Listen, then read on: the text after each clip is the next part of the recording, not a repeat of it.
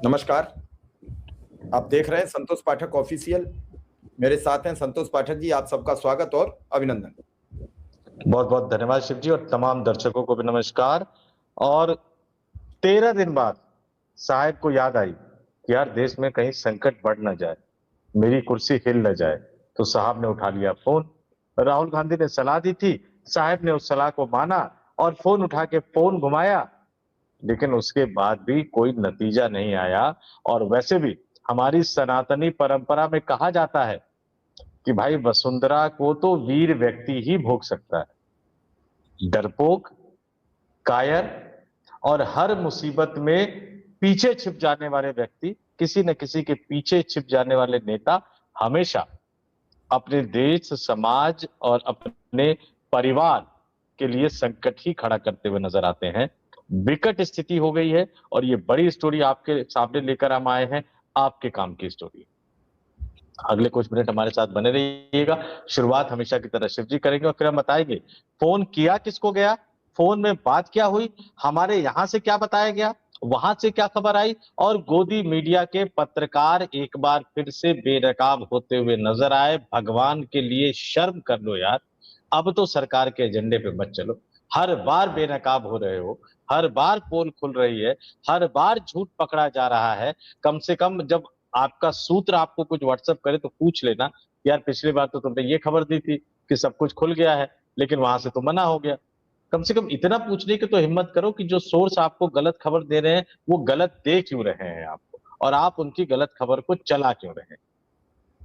ये एक बड़ा सवाल है। लेकिन ठीक है, पत्रकारों पे बहुत ज्यादा बात नहीं करेंगे शिव जी, सबकी मजबूरियां होती हैं, नौकरी, लोन, प्लास्टिक मनी का ये जमाना है। तो हम असली मुद्दों की बात करेंगे और हमेशा की तरह शुरुआत शिव जी आप दर्शकों को बताइए, उसके बाद हम एक एक करके तमाम मुद्दों पर चर्चा करें।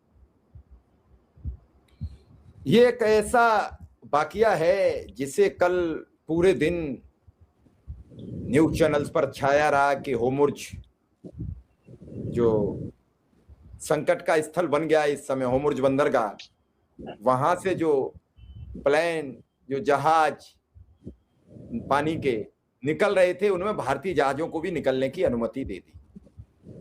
रात 11 बजे प्रधानमंत्री ने वहां के राष्ट्रपति से बात की और बात करके इनकी सबके झूठ का पर्दाफाश कर दी, क्योंकि उन्होंने सिर्फ इसलिए की कि विदेश मंत्री ने बात की, उससे कोई नतीजा नहीं निकला।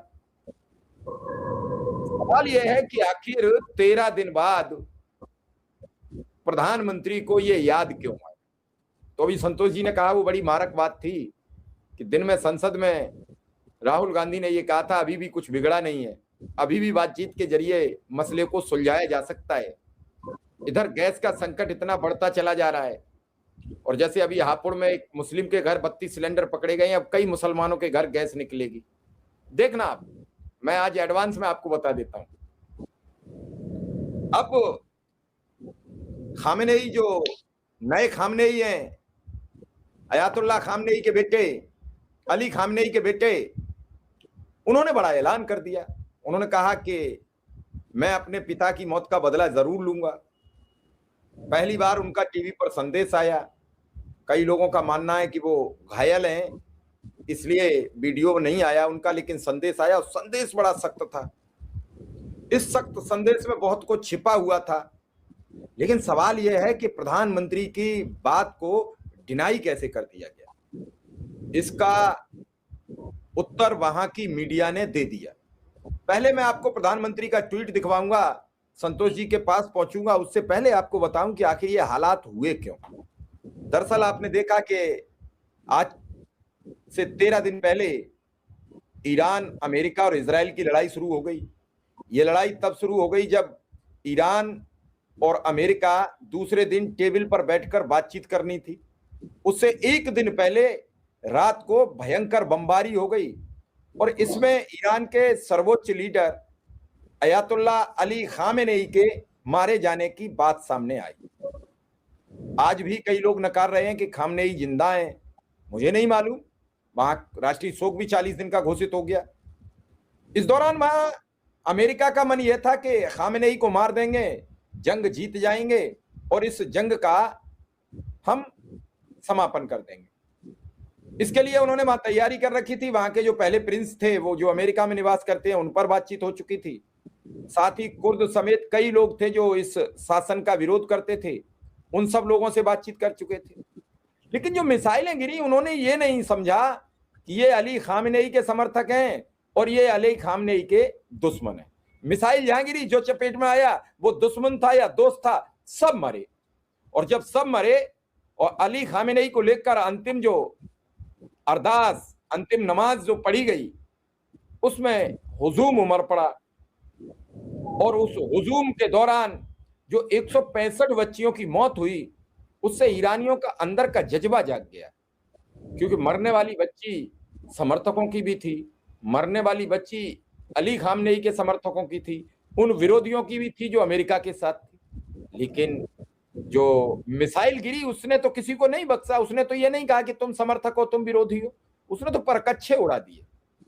अब इस सब को लेकर ईरान में जो ग्रुपिंग थी वो इकट्ठी हो गई, लामबंद हो गई, और उसे लगा कि अमेरिका से बदला लेंगे या फिर शहीद हो जाएंगे। ये पहले ही दिन उनके सेना प्रमुख और वो सब कहने लगे। बड़ी जनहानि हुई है ईरान में। ऐसा नहीं है कि ईरान का नुकसान नहीं हुआ है, बड़े नुकसान ईरान के भी हुए हैं। फिर ईरान ने आंख मूंद कर अपनी खुर्रम शहर समेत सभी मिसाइलें निकाल दी। अभी भी वो कह रहे हैं कि हमारे पास 2 लाख से ज्यादा मिसाइलों का जखीरा है, हम 10 वर्ष तक लड़ाई लड़ेंगे।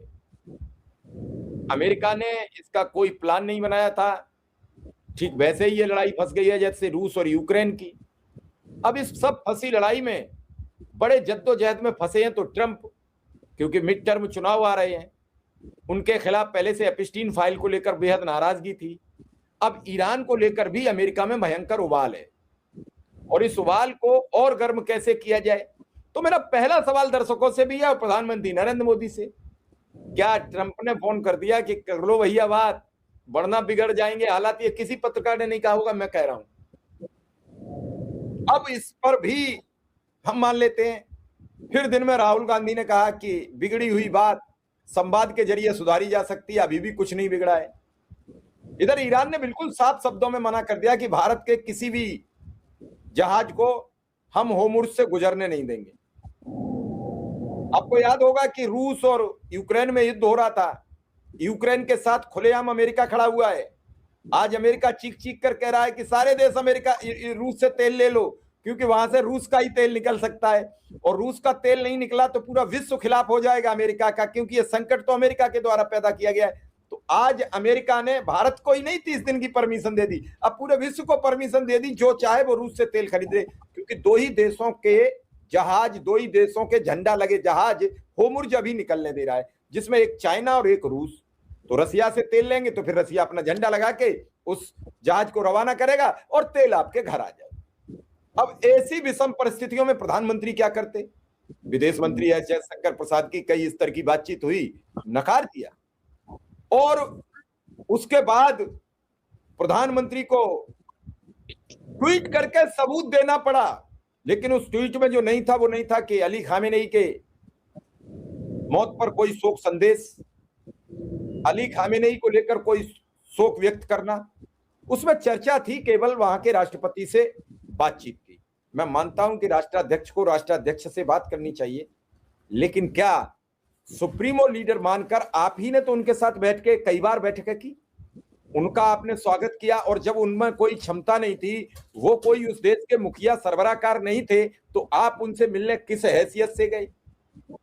लेकिन ये सवाल फिर बाद में कर लेंगे। अभी तो ये है कि गैस और तेल की किल्लत कैसे खत्म हो।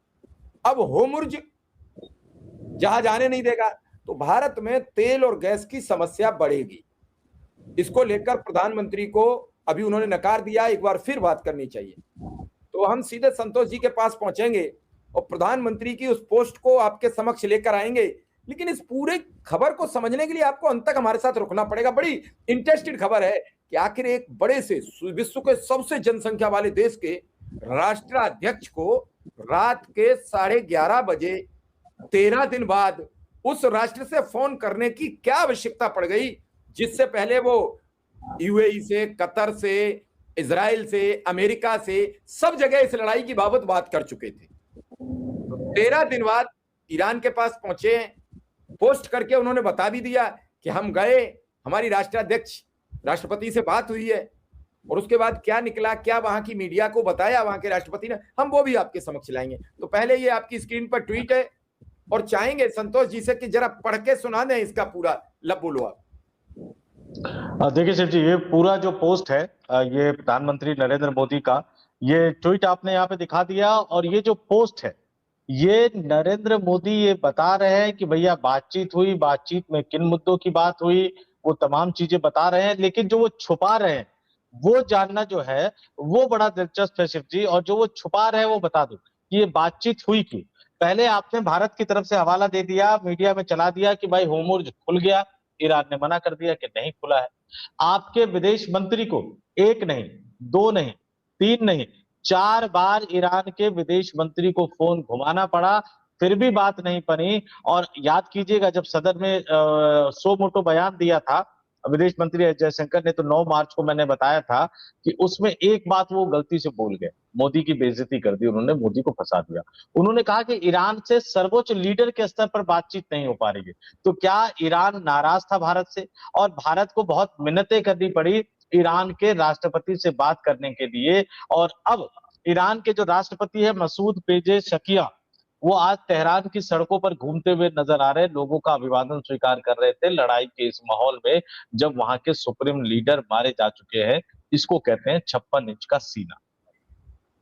अब ये मोदी जी के पोस्ट को मिटा देते हैं, ये 56 इंच का सीना कि लड़ाई के माहौल में ईरान के राष्ट्रपति वहां की सड़कों पर घूम रहे हैं, लोगों से बात कर रहे हैं, और हमारे देश के प्रधानमंत्री हमारी ही संसद से भाग रहे हैं, क्योंकि ये बताया गया हमें कि उनको महिला सांसदों से खतरा है। संतोष जी, एक और पोस्ट है हमारे पास जी, जो वहां की मीडिया के जरिए हमें मिल चुका है। उस पोस्ट को और जनता को दिखा दें ताकि जनता भ्रम में न रहे कि आखिर हो क्या रहा है। इसको बता दीजिएगा आप जरा, क्या है इसमें। ये वहां की मीडिया ने बताया कि Iranian president Masoud Pezeshkian has rejected Indian prime minister Narendra Modi ji request to allow Indian ships to pass through the Hormuz. Hormuz से जो पास के लिए उन्होंने हमसे निवेदन किया था वो रिजेक्ट कर दिया गया है। ये बाकायदा वहां की मीडिया का बयान आ गया। मैं ये जानना चाहता हूं फिर इस बातचीत का मकसद क्या रहा। मैंने ये इसलिए दोनों चीजें दिखाई कि यहां का मीडिया तो ये दिखाएगा नहीं कि प्रधानमंत्री की जो बातचीत हुई वो रिजेक्ट भी हो गई। नहीं, ये मकसद इसलिए था क्योंकि देश में आपने ये बना तो रहे हो कि किल्लत नहीं है, लेकिन किल्लत है शिव जी, दिक्कतें हैं। वो तो दुर्भाग्यपूर्ण स्थिति है कि भारत की मीडिया की हालत क्या हो गई है।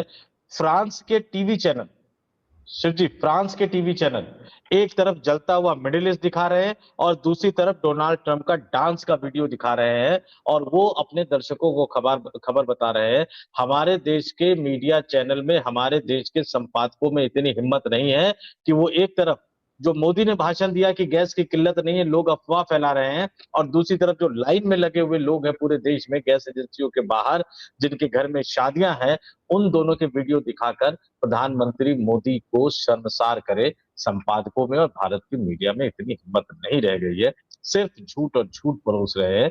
कुछ हम जैसे जो डिजिटल प्लेटफॉर्म पर है, जो हम दर्शकों को सच बताने की कोशिश कर रहे हैं, पता नहीं दर्शक इसको समझ पा रहे नहीं समझ पा रहे। और एक और दिलचस्प चीज है सिर्फ, जो ईरान ने आधिकारिक तौर पर बयान जारी किया प्रधानमंत्री मोदी और ईरान के राष्ट्रपति के बीच में बातचीत का, जरा बता देता हूं। ये ईरान के सरकार का बयान है। भारत के प्रधानमंत्री नरेंद्र मोदी ने भी मिडिल ईस्ट में तनाव पर गहरी चिंता जताई, और इस बात पर जोर दिया कि भारत ईरान का दोस्त है। साहब अब गिड़गिड़ा रहे हैं, 13 दिन बाद बता रहे हैं ईरान को कि भारत ईरान का दोस्त है। अब हम दोनों के बीच में दोस्ती है क्या, ये हमें बताने की जरूरत है क्या शिव? नहीं, आपको बताने की जरूरत इसलिए पड़ रही है क्योंकि आपने उनके सुप्रीम लीडर की मौत पर श्रद्धांजलि तक व्यक्त नहीं की, उसकी आलोचना तक नहीं की। और वो सिर्फ एक देश के सुप्रीम लीडर नहीं थे, बल्कि एक धार्मिक गुरु थे, रिलीजियस गुरु थे शिव जी। आप पूरी दुनिया में घूम घूम कर बताते रहते हो ना, पारसियों से मेरा ये संबंध है, मुसलमानों से मेरा ये संबंध है, पठानों से मेरा ये संबंध है, ईसाइयों से मेरा ये संबंध है। जहां जाते हैं उनके संबंध निकल जाते हैं, लेकिन एक रिलीजियस गुरु की हत्या पर अभी तक उन्होंने शोक व्यक्त नहीं किया है। अब उनको गिड़गिड़ाना पड़ रहा है। वो बता रहे हैं कि भारत ईरान का दोस्त है, और आगे ईरान ने कहा कि नई दिल्ली डिप्लोमेसी को आगे बढ़ाने में भूमिका निभाने की पूरी कोशिश करेगी। ये ईरान का बयान है। प्रधानमंत्री नरेंद्र मोदी ने क्या क्या कहा वो बता रहे हैं। और ये भी कहा कि टकराव बढ़ाना किसी भी पार्टी के हित में नहीं है, लेकिन ईरान ने साफ साफ कह दिया कि हम पर हमला हुआ है, लड़ाई के लिए हम जिम्मेदार नहीं है, हमारे सुप्रीम लीडर की हत्या हुई है और हम इसका बदला लेकर रहेंगे। और जो भी हमारे आसपास के देशों पर जिस पर हमने हमला किया, वहां अमेरिका के सैन्य ठिकाने थे, इसलिए हमने उस पर हमला किया। और उसके बाद विदेश मंत्री के स्तर पर जो बयान हुआ, उसमें भी ईरान के विदेश मंत्रालय ने बयान जारी करके कहा कि उन्होंने साफ साफ कह दिया है भारत के विदेश मंत्री को कि क्षेत्रीय और अंतर्राष्ट्रीय निकाय और संगठन ईरान के खिलाफ सैन्य आक्रमण की निंदा करे। और ईरान के नए सुप्रीम लीडर का बयान तो आपने सुनाई दिया कि हम बदला लेंगे। तो भैया आपकी बात कोई सुन नहीं रहा, आपको सीधे सीधे बता दिया। और फिर बात भी सही है। देखिए, मैं तो मानता हूं कि अगर किसी भी देश ने किसी भी देश पर हमला किया, तो हमला करने वाले देश की निंदा आलोचना होनी ही चाहिए। वो निर्दोष नागरिकों को निशाना बना रहे हैं, एक देश के सुप्रीम लीडर की उन्होंने हत्या कर दी है। और दुनिया का सबसे विशाल लोकतांत्रिक देश, अब तो 140 147 करोड़ की आबादी हो गई है, अगर वो किसी राष्ट्राध्यक्ष की हत्या पर निंदा तक नहीं कर सकता, तो ऐसे प्रधानमंत्री के 56 इंच के सीने का हम क्या करें? नाप तो सकते नहीं, ना मैं नाप सकता हूं, ना आप नाप सकते हैं। नाप तो हम सकते नहीं कि कितने इंच का है। लेकिन अगर मान लीजिए 56 इंच का जैसा वो कहते भी हैं, तो हम उनका क्या करें? और एक विकट स्थिति है शिव जी। अब ये स्थिति विकट है। एक बार हमने चलाया था कि भैया कागज सबको दिखाना पड़ेगा, लोगों ने कहा कि ऐसी क्या बात कर रहे हो, और उसके बाद देखा आपने सबको कागज दिखाना पड़ा ना 12 राज्यों में। बिल्कुल बिल्कुल। अब ये आज की तारीख में मैं कह रहा हूं कि 75 सालों तक जो इस देश के तथाकथित भाजपाई हिंदू मुसलमानों से उनके देशभक्त होने का सबूत मांग रही थी, आने वाले वर्षों में इस देश के हिंदुओं से अब उनके देशभक्त होने का सबूत मांगा जाएगा कि आप अमेरिका के राष्ट्रपति, अमेरिका के सन की राष्ट्रपति की सनक की आलोचना करते हुए नहीं करते हो। आपके प्रधानमंत्री अमेरिका के सामने झुक गए हैं, आप झुके हुए प्रधानमंत्री की आलोचना करते हुए नहीं करते। आपके प्रधानमंत्री को ईरान के सामने गिड़गिड़ाना पड़ रहा है, आप गिड़गिड़ाने वाले प्रधानमंत्री की आलोचना करते हैं नहीं करते, तभी पता लगेगा कि आप देशभक्त है या नहीं। और गिरिराज सिंह तो टूर एंड ट्रेवल एजेंसी चलाते हैं मुसलमानों के लिए, पाकिस्तान भेजने वाला। दुर्भाग्य की बात है कि हिंदुओं को किसी देश में भेजने के लिए कोई टूर एंड ट्रेवल एजेंसी नहीं। उनको इसी देश की मिट्टी में रहना है, इसी देश की मिट्टी में खपना है। तो भैया इस देश के सम्मान के लिए अब आपको उठना तो पड़ेगा, बोलना तो पड़ेगा, नहीं तो आने वाला जो भविष्य है वो आपसे सवाल पूछेगा कि एक व्यक्ति जो भारत के मान सम्मान को एक तरह से गिरवी रखता हुआ नजर आ रहा था, उस समय आपने उनका विरोध क्यों नहीं किया। और जहां तक गैस की किल्लत की बात है, मैं तो तमाम दर्शकों से कहूंगा, बेझिझक अगर आप किसी भी गैस एजेंसी के आगे खड़े हैं और अगर आपको 1 घंटे से ज्यादा इंतजार करना पड़ता है, तो उसका वीडियो बनाइए, उसका फोटो बनाइए और टैग कीजिए सीधे प्रधानमंत्री नरेंद्र मोदी को और एपस्टीन फाइल वाले उनके मंत्री हरदीप सिंह पुरी को, और बताइए भैया कि ये रही आपके गैस की किल्लत। अब बता दो सच क्या है। और संपादकों से तो फिर मैं क्या कहूं, मैं फिर कहूंगा कि भैया ठीक है, नौकरी बचाना अपनी जिम्मेदारी है, तो चैनल और अखबार पे बचा लो यार, सोशल मीडिया पे काहे चमचई करने के लिए उतर जाते। या कहीं ऐसा तो नहीं कि प्रधानमंत्री कार्यालय में बैठा हुआ व्यक्ति आपको ये भी कह रहा है कि सोशल मीडिया पे भी आपको सरकार की चमचई करनी पड़ेगी, सोशल मीडिया पर भी आपको पोस्ट करना पड़ेगा। मैं तो अपने दर्शकों से कहूंगा कि आप ही बताइए कि क्या करना चाहिए भाई, कुछ करो इन पत्रकारों का, ताकि ये भी सम्मान के साथ आपकी बात रख सके। इतना डर का माहौल, ये तो अघोषित तानाशाही है। ये लोग 1975 की याद दिलाते हैं, 1975 तो मैंने नहीं देखा, लेकिन उस समय घोषित तानाशाही तो थी। अनाउंसमेंट तो किया था भारत सरकार ने, इंदिरा गांधी ने ऑल इंडिया रेडियो पर आकर बाकायदा अनाउंसमेंट की थी कि भैया राष्ट्रपति ने आपातकाल की घोषणा कर दी है। अभी तो प्रधानमंत्री घोषणा ही नहीं कर रहे हैं। और फिर हमें ऐसे प्रधानमंत्री से क्या मतलब शिव जी, जो संसद सत्र के दौरान सदन के अंदर कुछ नहीं बोलते और रैलियों में चले जाते हैं। मैं फिर कह रहा हूं कि 2 वीडियो दिखाने चाहिए, एक तरफ गैस की एजेंसियों के बाहर लाइन में लगे हुए लोग, रोते धोते लोग, और दूसरी तरफ प्रधानमंत्री नरेंद्र मोदी का दोनों हाथ ऐसे ऐसे करके चुनावी मंच से भाषण देते हुए वीडियो और तस्वीर। अब इन भाषण, इन वीडियोस का क्या होगा जब हमने दोनों पोस्ट दिखाई और दोनों पोस्टों की स्वीकारोक्ति ईरान की सरकार कर चुकी है और ईरान पूरी तरीके से अमेरिका को बैकफुट पर लाके पटक दिया। अमेरिका जैसे ताकतवर देश को अगर पीछे हट हट के अपने हमले करने पड़ रहे हो तो इसका मतलब है कि लड़ाई गंभीर है। अच्छा, ईरान के लोग ये कह रहे हैं कि जब मरना ही है तो फिर शहादती के साथ, यानी शहीद होकर ही मरा जाए। तो जब आमने सामने कोई तैयार हो जाता है संतोष जी, तो बड़ा विकराल युद्ध हो जाता है। ये युद्ध बड़ा विकराल है। ईरानी झुक नहीं रहे हैं। ईरानी कोई न कोई, आज भी उन्होंने एक अमेरिका के बड़े जहाज को मार गिराया है और ईरान ने इराक में मार गिराया है। चलिए, ईरान कितने मोर्चों पर लड़ रहा है। ईरान पहले, ईरान से जो मिसाइल निकल रही है वो इराक में घुसती है, इराक में अमेरिका का कब्जा है, वहां लड़ता है। फिर अगर कोई इराक से बच जाए तो उसके बाद कतर, दुबई, इन सब राष्ट्रों से गुजरता है। उसके बाद अगर यहां से बच जाए तो फिर इजराइल की 4 लेयर की सुरक्षा है। वो एक डोम बताया जाता है, कोई जो तुरंत पहचान लेता है, फिर स्थानीय, फिर सेना, फिर एयरफोर्स, फिर अमेरिका की उस पर देखरेख।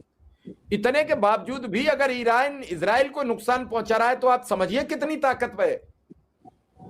और अमेरिका में जाके अगर कुछ कर रहा है या अमेरिका को रोज धमका रहा है, ये लड़ाई रूस यूक्रेन की तरह फिर फंस गई है संतोष जी। इसका कोई भरोसा नहीं है कब तक चले, और ज्यादा दिन चली तो भारत में संकट उत्पन्न हो जाएगा। और नहीं, और अमेरिका को अभी भी कोई खबर ये नहीं है कि होर्मुज से भारतीय जहाज निकलेंगे। अब तो वहां बारूदी सुरंगें आज नहीं आ जाएंगे, अभी अब तो रास्ते में। अब तो शिव जी वहां बारूद नीचे बिछाने की खबरें निकलकर सामने आ रही कि ईरान ने कहा कि बारूद बिछा देंगे। अब जो भी वहां से जाएगा वो जहाज अपने आप ही उड़ जाएगा, हमला करने की जरूरत भी नहीं है उसके ऊपर। इस तरह का बम बिछाने जा रहे हैं वो। और मैं हमेशा कहता हूं भारत के लोगों को सोचना चाहिए, अमेरिका के राष्ट्रपति ने अपनी सनक में क्या कर दिया। ईरान जीते या हारे, लेकिन अब तमाम जो मिडिल ईस्ट के कंट्री के जो हैं, जहां अमेरिका के सैन्य ठिकाने बने हुए थे, अब इसके बाद वो तमाम देश कहेंगे कि नहीं, हमें सैन्य ठिकाने नहीं चाहिए, आप रहेंगे तो ईरान हम पर हमला करता रहेगा। यानी जो अमेरिका के पास था वो भी अमेरिका के हाथ से जा रहा है। चीन ने मदद दी ईरान को, रूस सहयोग दे रहा है ईरान को। एक नए तरह का वर्ल्ड ऑर्डर बन रहा है, और दुर्भाग्यपूर्ण स्थिति यह है कि इस नए तरह के वर्ल्ड ऑर्डर के फॉर्मेशन के समय जहां भारत को पीड़ित देश के साथ खड़ा होना चाहिए, वहां भारत जो है वो आक्रमणकारी देश के साथ खड़ा है। 360 डिग्री भारत की विदेश नीति को घुमा दिया। ये मौका दुनिया को लीड करने का मौका था, सही मायनों में विश्व गुरु बनने का मौका था। लेकिन लोग कहते हैं कि भैया एक फाइल आई और उस फाइल ने सब कुछ गुड़-गोबर कर। अब उस फाइल में क्या है मुझे नहीं पता। राहुल गांधी ने तो कल एक दूसरी बात कह दी सदन के अंदर। बिरला साहब जो बिदक गए थे, वो तो हरदीप सिंह पुरी के परिवार पर ही एक तरह से आरोप लगा रहे हैं, और पता नहीं किस किस तरह के आरोप लग रहे हैं। आप ये समझिए, मैंने कहा था आपको, हरदीप सिंह पुरी जितने दिन तक मोदी सरकार में मंत्री बने रहेंगे, उतने दिन तक नई नई चीजें निकलकर सामने आएगी। और लोग तो कहते हैं कि अभी बहुत कुछ छुपा हुआ है। वो बहुत कुछ छुपा हुआ जब सामने आ जाएगा तो आप समझ लीजिए। और फिर दुनिया के हाथ में, अमेरिका के हाथ में तो हथियार तक है। आज तो डोनाल्ड ट्रंप है, कल को कोई और होंगे अमेरिका के राष्ट्रपति। वो इसी तरह से भारत की सरकार को, भारत के प्रधानमंत्री को क्या ब्लैकमेल करते रहेंगे। राहुल गांधी कह रहे हैं कि ब्लैकमेल हो रहे हैं। तो अब देश की जनता तो खैर अभी क्या कहिए, नीतीश कुमार, चंद्रबाबू नायडू और संघ की बड़ी बैठक हरियाणा में शुरू हो गई है। कम से कम उनको ये तय कर लेना चाहिए कि आपको ऐसे व्यक्ति को प्रधानमंत्री रखना है क्या। भैया एक से एक योग्य भरे पड़े हैं। मैं भ्रष्टाचार के हिसाब से नहीं कह रहा हूं, करप्शन तो क्या कहूं, इस देश के समाज के रग रग में बस चुका है। नेता भी उससे अछूते नहीं है। लेकिन कम से कम देश के हितों की रक्षा करने वाला, या फाइल में जिसका नाम ना हो, ऐसा कोई नेता तो ढूंढ ले यार। ऐसा तो कोई नेता ढूंढकर देश के सामने रखिए। आप कब तक इस तरह से सरेंडर वाली भूमिका में होंगे। और 3 चीजें आप बिल्कुल स्पष्ट तौर पर मान लीजिए कि जब भी देश में संकट की स्थिति हो, संसद का सत्र चल रहा हो और प्रधानमंत्री संसद से गायब हो, ऐसा प्रधानमंत्री का इस देश को चाहिए। जब भी देश में संकट हो तो उस संकट को एड्रेस करने की बजाय प्रधानमंत्री और पूरी सरकार ये कहता रहे कि नहीं, संकट ही नहीं है। क्या सच को छुपाने वाले और डिनायल मोड में रहने वाले ऐसे प्रधानमंत्री की देश को जरूरत है। जिस प्रधानमंत्री ने देश के संपादकों और पत्रकारों को घुटने पर ला दिया कि खबरदार जो आप सच बताओगे, खबरदार जो आप सच दिखाओगे, क्या ऐसे प्रधानमंत्री की इस देश को जरूरत है। जिस देश के प्रधानमंत्री ने, जो प्रधानमंत्री बना बैठा है, उसने परंपरा के तौर पर अपनी ही पार्टी के संसदीय दल की बैठक बुलाकर अपने आप को नेता नहीं चुनवाया, उसे कब तक प्रधानमंत्री पद पर बने रहने का अधिकार या नैतिक हक है। और सबसे बड़ा सवाल है सबसे बड़ी बात है कि देश के मान सम्मान को लगातार उनके तथाकथित माय डियर फ्रेंड कुचल रहे हैं, और उन साहब के मुंह से एक जुबान तक नहीं खुल रही है एक बार भी। क्या ऐसे व्यक्ति को देश के प्रधानमंत्री बने रहने का हक है? दर्शकों से कहूंगा कमेंट करके जरूर बताइएगा। इन तमाम सवालों के जवाब नहीं, इस देश की राजनीति की गुत्थी सुलझी हुई है। भागवत साहब बैठक शुरू कर चुके हैं, क्या पता भागवत साहब को ही थोड़ी सी शर्म आ जाए। कम से कम इतने कमेंट तो आप कर ही दीजिए, और मान के चल लीजिए कि अगर इतने कमेंट होंगे तो इस वीडियो को मैं उनको मेल पे भेज दूंगा, लेकिन कमेंट कम से कम 10-20 हजार होने चाहिए, तभी मेल पर भेजूंगा, ताकि वो सारे कमेंट भी एक बार पढ़ सके। चलिए फिलहाल इस प्रोग्राम को यहीं विराम देंगे। आपका बहुत बहुत आभार, बहुत बहुत धन्यवाद। बहुत बहुत धन्यवाद।